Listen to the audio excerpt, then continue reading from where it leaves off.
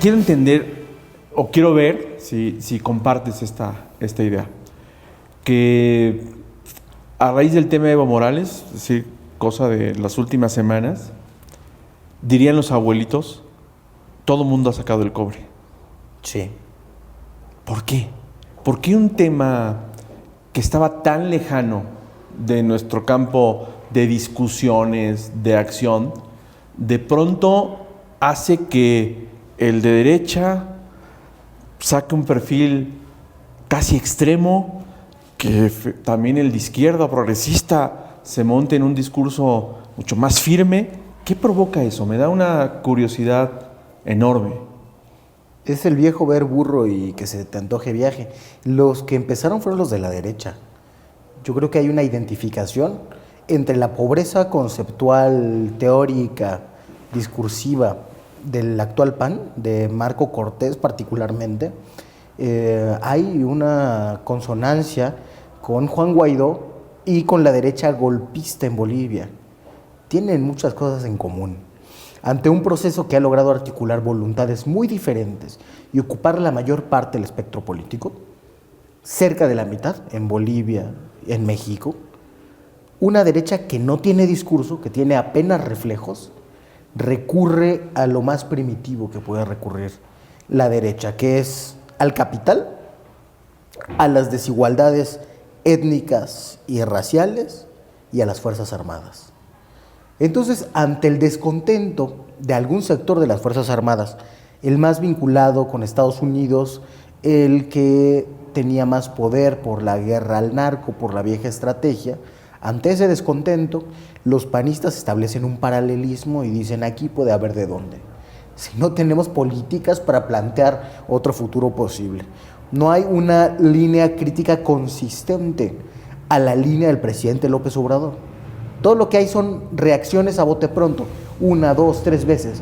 Entonces, lo único que encuentran para disputar ese poder popular que está consistentemente apoyando al presidente de la República, como en Bolivia estaba apoyando a Evo Morales, la única salida que se pueden plantear es la del despliegue de poder sin democracia. Y se les antoja mucho porque ya no se parece en nada al viejo PAN. Parece que la transición y los gobiernos del siglo XX acabaron con el PAN de Gómez Morín, con el de González Luna. Si tú te fijas, Marco no tiene nada que ver con ellos, ni siquiera con unos más cercanos como Lujambio. No tiene discurso, tiene más en común su animadversión hacia los pobres. Ahora, Gibran, que pase esto, que se generen posiciones tan extremas a partir de un hecho que debería ser casi incuestionable, ¿no?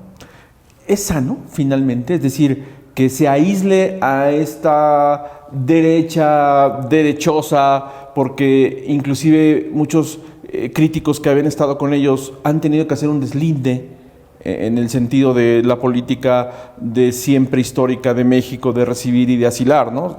Hay un segmento que se ha aislado de ellos. Pero al final de cuentas, ¿es sano que queden encapsulados, que queden tan expuestos y tan abiertos, o no necesariamente? Yo creo que es sano que la gente sepa de qué se trata la derecha mexicana, pero es peligroso que ese discurso empiece a permear.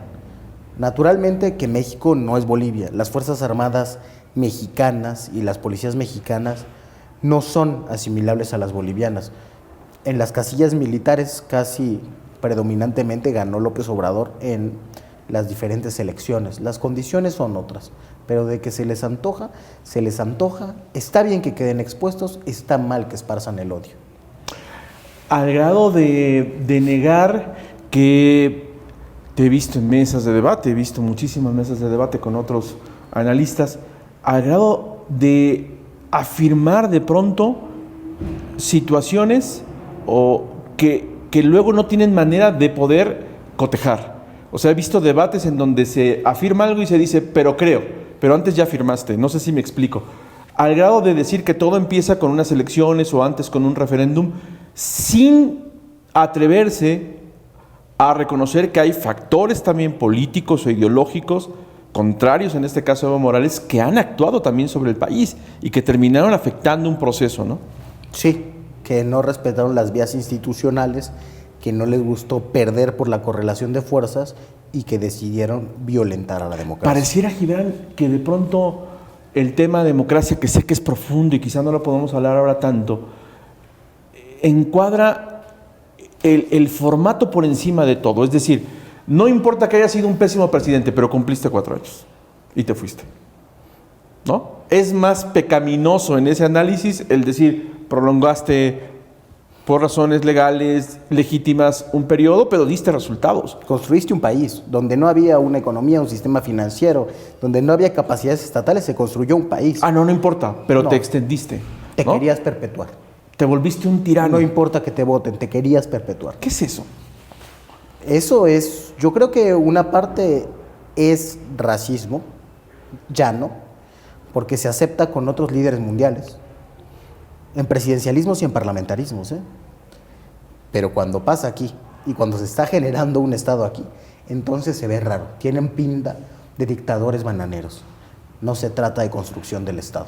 Ahora resulta que Evo Morales está asilado en México y pues se tendría que recluir en su cuarto o estar de vacaciones, pero resulta que no tiene derecho a ejercer su libertad política y a denunciar lo que él documenta, un genocidio, ¿no? O sea, ahora se le reclama eso y se dice que el gobierno mexicano está alentando un regreso y la violencia. Otro absurdo, terrible. Creen en la libertad de expresión, pero en la libertad de expresión de los más fuertes, de los que usualmente pueden pagar espacios en medios, de los que son los abogados de los poderes económicos.